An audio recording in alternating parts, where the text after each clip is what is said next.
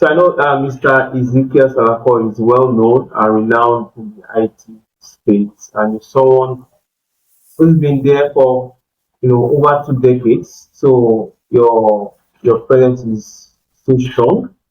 But it's easy to see the success story, what you created, jobs and all of that. There are so many other things behind the scenes that many people don't know. So I want to just share the story, how you got into IT, and how the journey has been for yourself. Wow.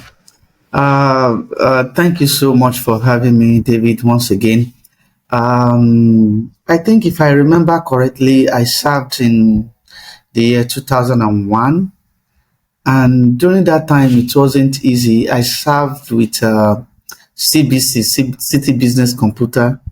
I think they are popular around Lekki Phase 1. There's CBC House in Lekki Phase 1. Then they were still in Apapa. So I served in Apapa, and that time, imagine that we could not even do so many things on Windows. So we were introduced to Linux. I think that was where I started from. So we started doing what we call Solaris. So it was highly demanding then, because we just have to learn commands, we have to learn codes. And then internet was not readily available just like this. So we have to read, we have to study hard, we have to take some very big textbook and read about products, about solutions. And I remember then CBC, they were supporting big banks then, like the likes of Union Bank, Afri Bank of then. I think they have something to do with UBA, if I remember. They have something to do with some other banks. Those banks, some banks are no more now. So we go, and telcos generally, Econet, Realtel, Starcom, those were the big customers. And we have to learn, because as soon as we get there, despite the fact that we are just learning, those people, they see us as somebody that manufactures those equipment. So you just have to be on top of your game. So we came up, and it was like going to universities again. That's one thing I want people that are just going into IT now to know. The fact that you just finish an institution doesn't mean that is all. You are just starting. And I could remember at a particular time, the MD then called, I think I've shared this with so many, called myself. There's one person called Kunle Inwidapo, Kunle Windy. You can Google the person maybe when you have time. There's one other person, Stella. I can't remember the surname of Stella. Three of us, we were called in the one evening, and we were told to wait for MD. We waited. And that evening, MD came and said he was going to sack us. Why? He said, he told us that we were so dense, we don't know what we were doing, we were not pulling up, we were not trying. And that was, seriously, that was what it used to be. And from that day, and it was one of the ED, his blessed memory, that's Mr. Kunle Oderino, that begged for us. And from that time, our orientation to things changed. And before we left that, you can Google Kunle Windapo and see where the guy is now on the IT world. And by the grace of God, where I am. And everything changed from that time. And we became the best of the best. And we make our name in the IT industry. So what am I saying? If you are just coming, the advice I will only tell you that you are just learning. You have to run with your vision. You don't have to slack. You have to have fun. Seriously, you have to. But at the same time, your eyes must always be on the prize. You have to catch up with the technology. In our own time, maybe things are changing, maybe 2 years. Now things are changing 3 months, 6 months. So you have to run and follow up with the trend. I think that's all what I just have to say in sum. Yeah, you said running up and following up the trend and trying to catch up the trend. Yeah. And that's a very big issue now, because we know tech is growing gradually, with a very fast pace. But what are the major trends that you have seen and you have observed, in the next couple of, between now and the next 5 years? What are the major tech trends that you've observed? Hmm. The trend that, it's not specific because it changes from field to field. For example, now we are major in storage and virtualization. If I should take storage, for example, what an intelligent storage can do like last year is not all those things can do far more. I will tell you, if you go back to like 5 years ago, for example, you will see some of in our own world, we have some type of disk that we call them SATA drive. We have SAS drive. SAS drive used to be the fastest drive, but now they will tell you they have disks that are just like memory, NVMe drives, and they are so fast and they are even very big. You get what I'm saying? And the ways of doing so many things before, everything has changed because now everything is several things that you are doing now are AI enhanced. It's not just what you just do before. So you have faster way of doing things now, not like before. And you can't, if you can't follow up with the trend, no, I don't want to say you'll be left behind.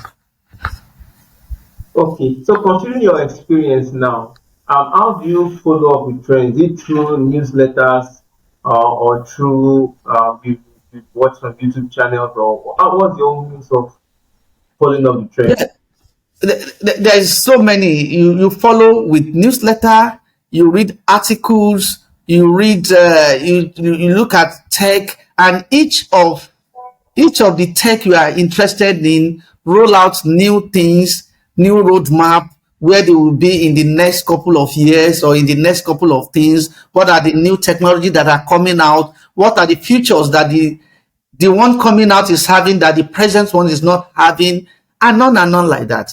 You get what I'm saying? Formally, for example, they will tell you if you want to do metro cluster.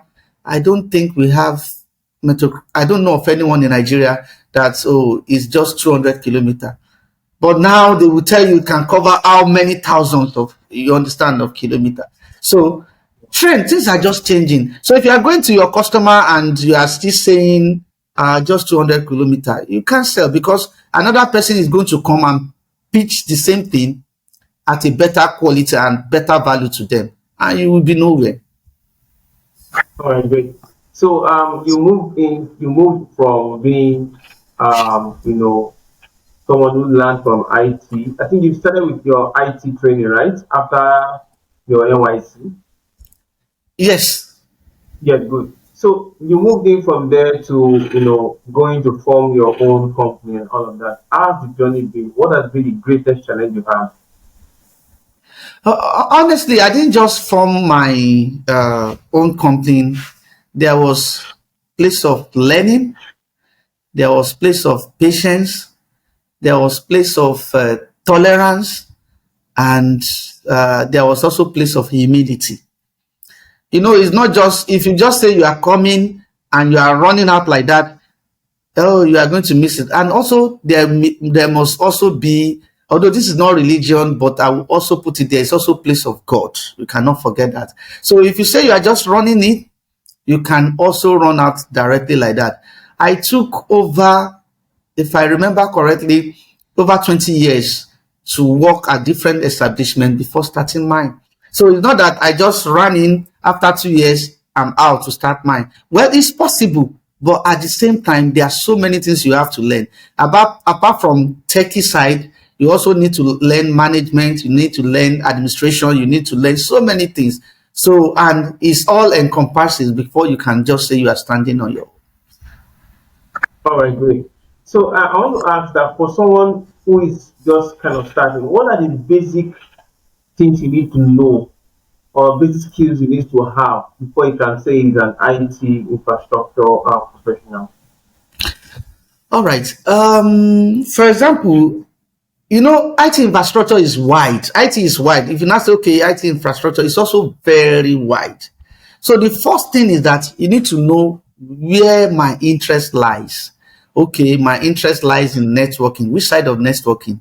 Is it security? Is it whatever? Okay, is server and storage? Where are you going? Okay, you want to do IBM, Dell, VMware. Okay, I'm going to storage. Is it NetApp? HP, and the rest. So you need to know, okay, where my interest is, first of all. Then number two, you can use so many tools to even train yourself without that are easy now. For example, now from Udemy, from Coursera, you can get so many training for yourself free of charge. It's a matter of yourself sitting down and learning those things. I remember my daughter just finished higher institution. She finished immediately. She finished, I think she finished this year. Yes, she finished immediately. She finished. Those times she was having holiday, I would have booked some courses on Coursera for her and all those things. Immediately she finished, I just booked another course for her. I told her, take, this is money, go and do 2 certifications. I was having mind that she will fail. She faced the first time, and the next time she passed the next two. So, which is just a very good one for her CV. So you have to start learning, pushing yourself. Okay, this is my area of my interest. You have to start learning. You have to start learning. Okay, is it cloud computing that my interest is? Is it cyber security? Is it data science? Is it also AI? Is it robotic? Where's my area of interest? Then you now know, okay, this is where I have to learn. That is your major course, your major area. You can also learn other things too, but your focus must still be where your area of interest is. And Okay, also, so there are also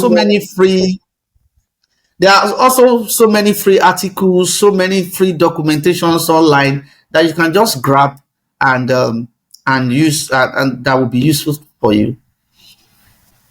you talked about so much now, and I also remember in the Technovate Fest, you talked about when you're working for a company where you went to. I think you worked for there was a bank that you worked for, and I think they were using this server, maybe an old server, and the owner of the company or maybe the CEO wanted it. They kept that server for quite a long time, maybe like 8 years. And when you came back, you Yeah. said there's no how, yeah, this would have been compromised and all of that. Yes. Yeah, great. So I wanted to ask a question there that concerning cybersecurity that you just mentioned now, how how do you think the because most Nigerian companies still don't, even you mentioned banks and stuff, still don't they've not yet caught up with technology in terms of how fast it's moving, and they are still victims. So what would you say is your own advice for companies on how to keep their space? Honestly, my advice is, when it comes to security, you cannot cut corners. So So as new patches, new updates are coming up,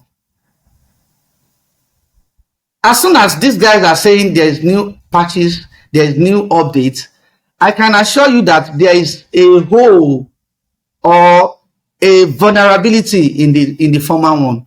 So if you are staying in the former one, that means you are always making yourself vulnerable to attack. That is why so many OEM will say, okay, immediately this is the new patch, you have to upgrade, you have to put this anti-ransomware, you have to do this, you have. So if you are saying, and some they don't come free anyway. In some OEM, those things are free. Some they will say you have to pay to get those things. But anything that is security, you can never cut corners. You cannot. You can never cut corner, because if once they attack you, that money you are trying to save, you are going to lose times how many of that money. So that's just my advice. No cutting corners when it comes to IT security. You must fulfill every purpose, all firewall, all security, all patch, all everything must be in place. So that is why you see that some Nigerian banks are being attacked. Some one of my customer was attacked sometimes ago. I think that was last 2 years. And what happened? I got there, they were attacked. So we were able to recover to bring them back almost immediately. However, when I asked those guys what happened, sometimes it might also be negligent of the staff. Then those guys confided in me that, please, we did we did a maintenance maybe the previous during the weekend. However, we didn't remember to turn on our firewall. So just between that Saturday evening and Monday morning, they saw they were being attacked. They were asked to pay with Bitcoin. Wow. Yeah. You know, all those people will not mention, they will not come out to mention those things to you. These are happening even in Nigeria. Nigeria, I've seen cases. I've recovered like few ones that I know. I've seen cases like that. And I said, why would you do that? They say they were running home because they finished late. They didn't. So when it comes to security, you don't cut corners for whether human negligence, whether you have to buy software, whether you have to do one thing or the other. You don't cut corners. You must always tick everything and be sure everything is in place. All right, that's just the truth. But for you at airports now, what will you say is the major challenge you are facing in Nigeria currently? Um, in Nigeria, number one, the inflation of naira to dollar is a very big challenge, and there is little money in to spend than before. So that is a very big challenge, because at this time that is one of the reasons why people want to cut corners, because they have very little budget for IT infrastructure. And unfortunately, a lot of establishments, they see IT departments as a cost center. However, if you try to quantify those things that those IT guys are doing, and you build the establishment, or maybe they assume they are giving those things everything to third party, they will know how much those guys are saving them from. So those are the challenges. They see IT as a cost center. So some, they don't just want to release money. They believe, okay, it's only sales, but they've forgotten that they are neglecting the one of the major aspects of their business, which is the IT. So, So those are the challenges. and we don't advise companies to do third party a lot, have you? We don't really advise third party. No, no, no, it doesn't matter. It depends on what suits you. If you have And they are a very good, profitable. yes, it depends on what suits you. It depends on if you have in-house team that can execute what you plan. Why not? You have in-house. But if you feel you don't have in-house team that are good enough, why not outsource those things so that you have a very good service, and your customer can also have a very good service too. Okay, that's great. So for your company, if you are looking at recruiting, where are the areas you are looking at for recruiting new talents? Now, presently, we just took some guys now. I think they resume at the middle of this month. Mainly for us, for us, it's purely IT infrastructure. So, however, if it's an entry level, we just look at your interest in IT mainly, and we look at what you've done in the school. We look at your grade, and we look at how teachable you've demonstrated. Sometimes you might even have some things and you've not demonstrated that you are teachable, so we will not take you. So those are the areas we look for freshers. But for professionals, we look at so many things. We look at your certifications, we look at the projects you've done, we look at what you have demonstrated, what you can demonstrate that you can do. That, if you are taking professional, immediately they are just going into field. But if you are taking an entry level, maybe a fresh graduate, you have to train such person for a period of time. You get. So that's just it. And for professionals, what certifications do you respect for professionals? And for us, mainly, I've told you that our major is virtualization and storage. So storage certifications, virtualization certifications, and Like, some. If you have cloud certifications too, it's also good for us. okay, great. So I've met some HR, and they'll tell me that they don't like employing IT young people, that they give them a lot of problem in their neck. I don't know your experience with them. You said it's like you have to be doing the work over and over again. So what's been your experience with IT trainees? Yes, sometimes uh, uh, I for organization to take IT, you mean IT person that okay, you mean IT trainees or fresh graduates, sorry. Trainees, yeah, trainees. Is oh for me is a way of giving back. If I have an IT trainee, if we have IT trainee, I don't how long are they staying? Max they will stay 6 months and they will go back. It's a way of just giving back to them. So I don't take it as anything. Sometimes we even like to expose them more so that they can go back and they can have some rethinking for their future. Okay, great, great. So now looking at Nigeria currently, now particular about Nigeria, we've seen some banks core software go down easily, and we've seen most of these payment platforms take that advantage. So you hear, I've seen people tell me, "Oh, please just bring OPay. I don't want this traditional bank." So what would you see as the major issue with traditional banks that make their network and everything go slow?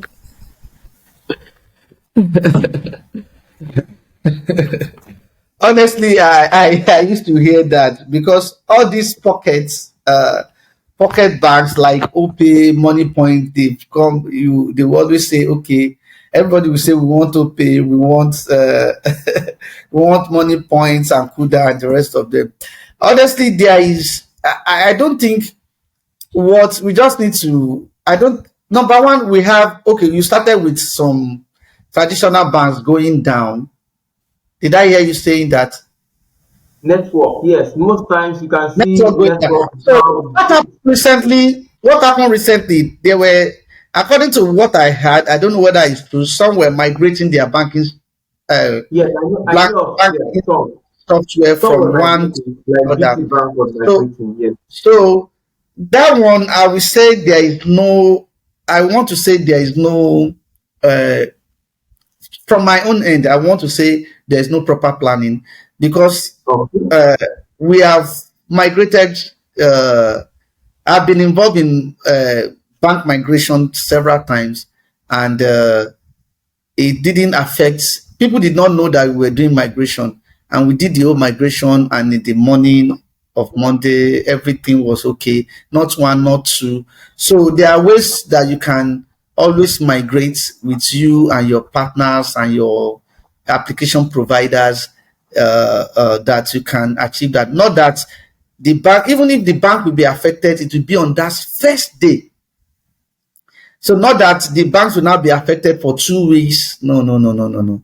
It's not proper. I think there are some things that are not in place that are supposed to be in place. That's one. Then for all these other ones, it's just bandwidth, and other banks can also achieve it. Then other banks that went down that were not doing data migration. I had that uh, not that I had, I know because we brought up some customers also. There is a co-location center that went down, and some of those banks were they are also housing their data in that co-location center. So as soon as the co-location center had power issue, so all the banks that were there, they all went down. So they were all affected. So it was not their fault per se. So they came up back after a while. So that is one. Then if you are now comparing bank to all these our pocket bank, honestly, the normal bank is carrying more load, more data compared to all these other ones than all these other ones.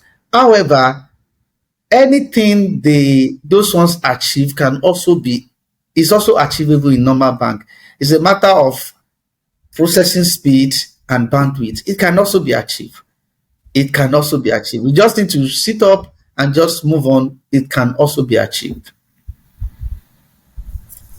Okay, great. So I think the advantage of cloud is no matter the amount, it should still be scalable. So I wonder why banks should have the problem because they have the money to be able to achieve that. So I don't know No, why. Why it's like in the bank case, such such informations, the core banking informations are not in the cloud.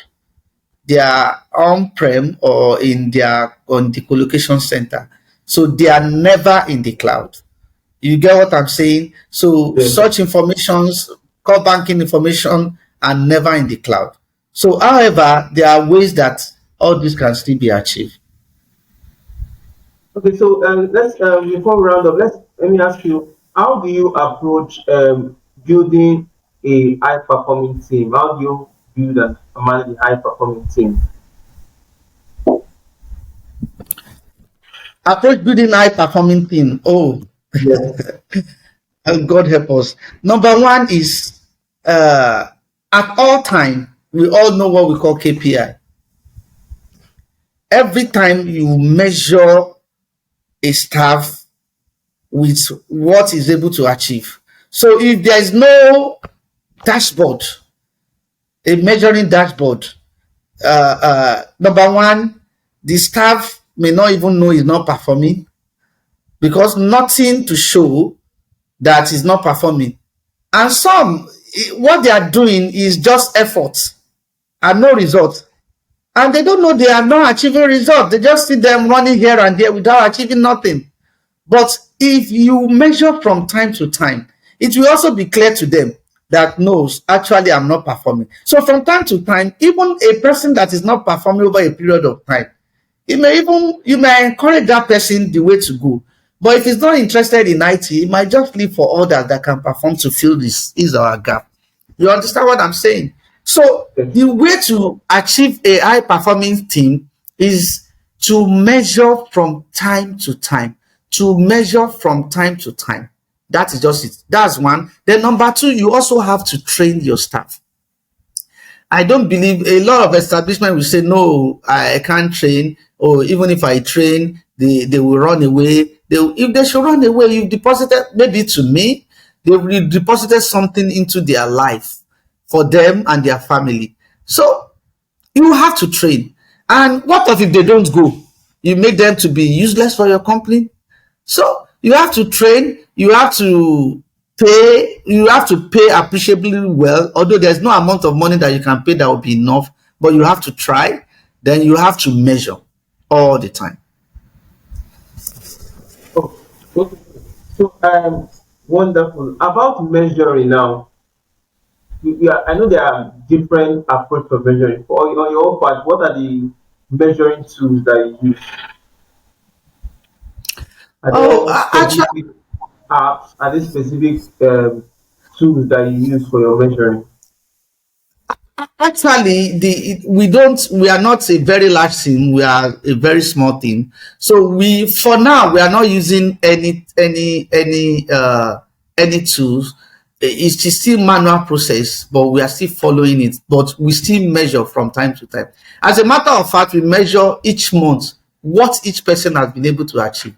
So at the end of the at the end of appraisal, even before you are appraised, you already know what your appraiser is because we measure you from time to time. All right, great. So the last question I'll ask now is, looking at efforts in the next 4 5 years, what are your plans and what do you aim to achieve in the next 5 years from now? Okay, thank you so much. In the next 5 years, we by the grace of God, we want to be bigger and better, and we want to be better known in Nigeria, and not only in Nigeria, in across this West Africa when it comes to IT infrastructure and professional service. So that is our aim. So, and God helping us, we are going to achieve that. All right, great. So thank you so much for this time. I appreciate it so much, sir. Thank you, Thank you so sir. much, Oga David. God bless. Thank you. Enjoy the rest of your weekend.